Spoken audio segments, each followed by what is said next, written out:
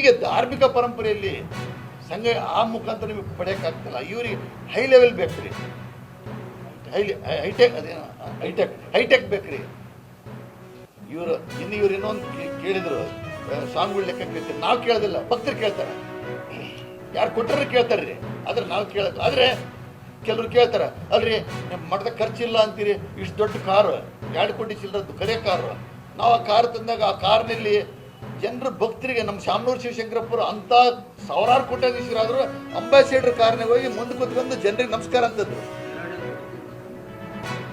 ಅದು ಏನು ಭಾಳ ಅವು ಬೇಡ, ನಾವು ಅದೆಲ್ಲ ಅದು ಹೇಳೋದು ಅವ್ರಿಗೆ ಕೇಳ್ರಿ. ಆದರೆ ಸ್ವಾಮಿಗಳಿಗೆ ಅಲ್ಲ, ನೀವು ನಮಗೆ ಅಲ್ಲ, ಸ್ವಾಮಿಗಳಿಗೂ ಕ್ವಶನ್ ಕೇಳ್ರಿ. 1 ಕಾರ್ ಯಾಕೆ, 2 ಕಾರ್ ಯಾಕೆ, 3 ಕಾರ್ ಯಾಕೆ, ಇಂಟೀರಿಯರ್ಗೆ 25 ಲಕ್ಷ ಯಾಕೆ?